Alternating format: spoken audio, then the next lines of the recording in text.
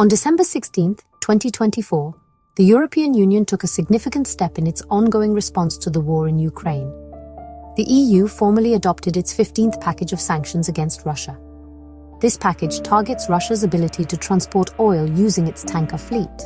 It also includes sanctions on companies and officials from China and North Korea. This move reflects the EU's determination to increase pressure on Russia. The sanctions aim to hinder Russia's war efforts and limit its access to resources. This is not the first time the EU has imposed sanctions on Russia since the invasion of Ukraine. These measures represent a continuation of the EU's commitment to supporting Ukraine. These sanctions are a direct response to Russia's continued aggression in Ukraine.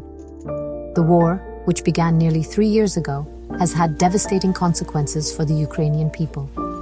The EU has consistently condemned Russia's actions. It has shown unwavering support for Ukraine's sovereignty and territorial integrity. A key element of the new sanctions package is the targeting of Russia's shadow fleet. This fleet comprises approximately 50 older ships. Russia uses these ships to evade existing restrictions on oil and fuel transport.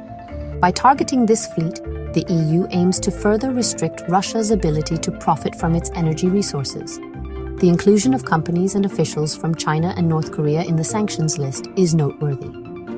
It highlights the EU's concern about these countries' support for Russia.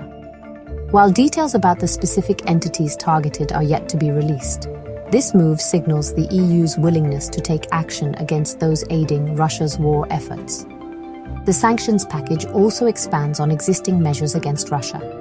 This includes targeting entities both within Russia and in third countries that indirectly contribute to Russia's military capabilities.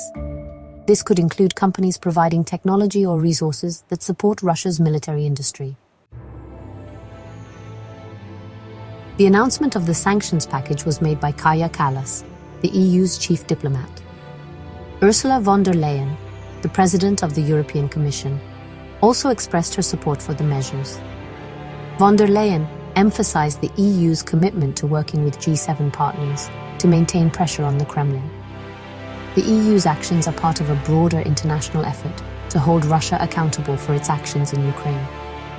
The United States, a key ally of the EU, has also been actively involved in imposing sanctions on Russia.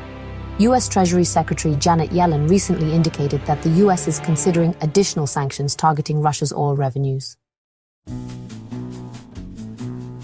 The 15th sanctions package underscores the EU's determination to continue supporting Ukraine and holding Russia accountable for its actions.